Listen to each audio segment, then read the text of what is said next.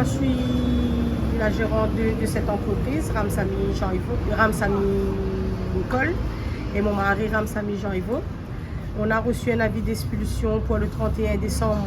On a pris connaissance ce samedi, le samedi 8 décembre. Et on nous demande de quitter les lieux pour le 31 décembre et enlever toute la structure. On nous donne 5 mois pour tout enlever. Et cessation d'activité pour le 31 décembre. Bonjour, moi je suis Ève Dallot et je travaille en tant que salariée chez Evelyne Fleur depuis 5 ans.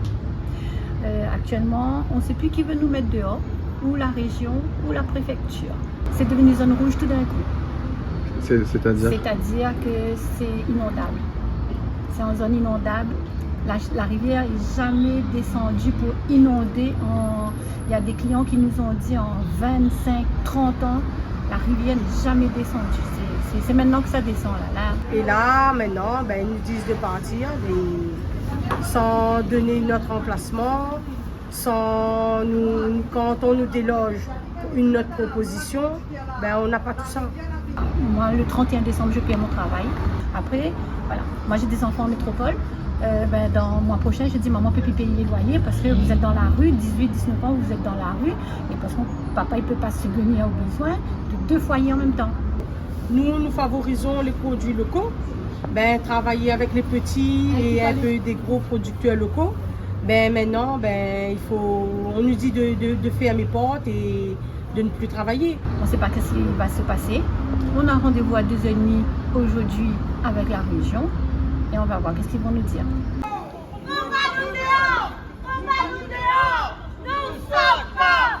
Nous sommes pas!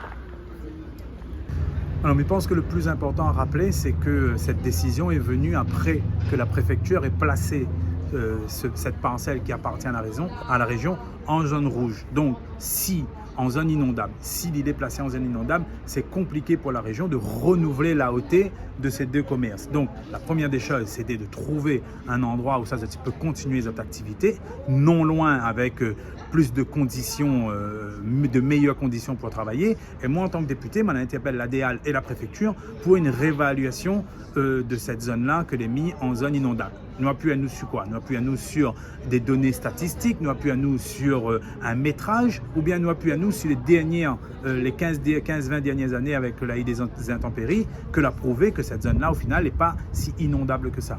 Et si la préfecture refuse que cette zone ne soit pas retirée de la zone inondable, trouver un endroit plus adéquat pour que l'activité continue. On nous dit qu'on va nous, entre guillemets, peut-être nous reloger, mais vraiment peut-être approximative. Mais est-ce que ce sera bien pour la clientèle qu'on a là à l'heure d'aujourd'hui? Les bureaux qui sont derrière, ils disent qu'ils ne lâchent pas aujourd'hui, en espérant qu'ils ne vont pas nous lâcher et essayer de continuer à avancer. Parce qu'il n'y a pas que notre entreprise qui est en péril. Il y a les fournisseurs qui sont derrière, ils sont en péril. Les fournisseurs, ils sont comme nous. Après le boulot, il y a une vie de famille. Alors, en fait, là, un petit peu soulagée, on va dire. Ouais, si on veut dire. Je ressens avec moi des réponses. Je sais ce qu'il en est exactement. Là, M. Maillot a fait demander de réévaluer, refaire à la préfecture. Le courrier vient de partir là, il n'y a pas longtemps. De réévaluer le terrain, de revoir si on est vraiment en zone rouge, quelle est la probabilité d'inondation en fait. Donc on croise les doigts, on va prier le ciel pour que ils nous disent il y a 20%, 30%, c'est bon, ça va. Donc on reste. Maintenant, si c'est plus, si c'est 55, 60, 70, on sera obligé de sortir. S'il faut sortir, ok. Sauf que nous on ne veut pas aller loin ou on veut rester à proximité parce que les gens ils ont l'habitude de Donc on croise les doigts. Apparemment ils avaient déjà étudié le problème et ils vont nous proposer incessamment sous peu une autre solution. On attend la réponse de la préfecture avant, c'est-à-dire ils vont évaluer le terrain et puis là ils nous disent ils vont nous aider à payer mais non.